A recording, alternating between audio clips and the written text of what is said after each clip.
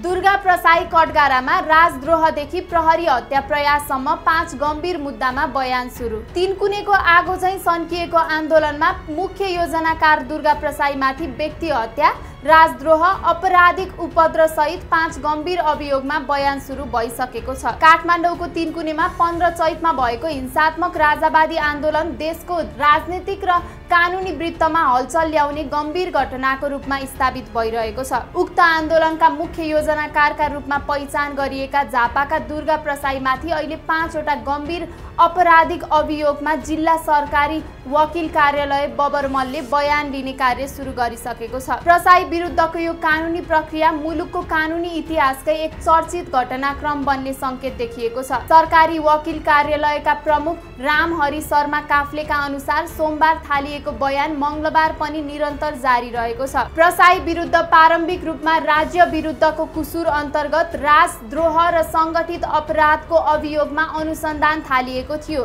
तर तीनकुने घटनामा पत्रकार सुरेश रजक र सबिन महर्जनको मृत्युपछि प्रसाईमाथि थप गम्भीर अभियोगहरू थपिँदै गएका छन्। सरकारी वकिल कार्यालयको स्रोत अनुसार अब उनलाई व्यक्ति हत्या, ज्यान मार्ने उद्योग, संगठित अपराध, राजद्रोह र आपराधिक उपद्रवका मुद्दामा बयान दिइरहनु परेको छ। प्रसाईमाथिको ज्यान मार्ने उद्योगको अभियोगलाई विशेष रूपमा बलियो मानिएको छ। घटनाको सार्वजनिक भएको भिडियो फुटेजमा उनी आफैले गाडी चलाउँदै प्रहरीमाथि गाडी ठोकिँदै गरेको भिडियो सार्वजनिक भएको थियो। सोही क्रममा उनले अपशब्द प्रयोग गरेको आवाज समेत भिडियोमा स्पष्ट सुनिन्थ्यो।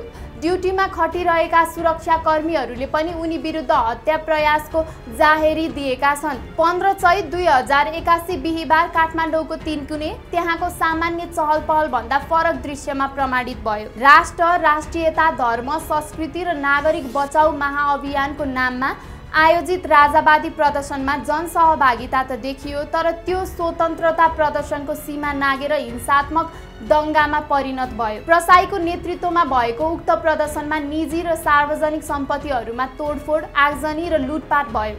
घर, पसल, सहवारी साधन जलाइयो। शान्तिपूर्ण प्रदर्शनको नाममा ल्याइएको भिड एकाएक आक्रोशित समूहमा परिणत भई उग्र गतिविधिमा उत्रियो। त्यस दिनकै हिंसात्मक गतिविधिबाट सबिन महर्जनको प्रहरीको गोलीबाट मृत्यु भयो भने पत्रकार सुरेश रजकको आफ्नै घरबाट प्रदर्शनकारीहरूले लगाएको आगोबाट जलेर ज्यान गएको थियो। यी दुई मृत्युहरू नेपाली जनमानस र सञ्चार माध्यममा गहिरो पीडादायी घटनाका रूपमा स्थापित भएका छन्। प्रसाईलाई घटनापछि फरार घोषित गरिएको थियो, तर सुरक्षा निकायले गोप्य सूचनाका आधारमा उनलाई भारतको आसामबाट 28 चैतमा पक्राउ गरेको थियो। भोलिपल्ट 29 चैतमा काठमाडौँ ल्याएर जिल्ला अदालतबाट 12 दिनको म्याद लिएर उनलाई हिरासतमा राखिएको हो। त्यसपछि उनलाई राज्य विरुद्धको कसुरमा अनुसन्धान गर्ने भन्दै हिरासतको समय थप गराइएको थियो, तर घटनाका तथ्य र संलग्नताहरू सार्वजनिक भइरहँदा अभियोग थपिँदै गएका छन्। हिरासतमा रहेका प्रसाई आफूलाई बिन्दास शैलीमा प्रस्तुत गरिरहेका छन्।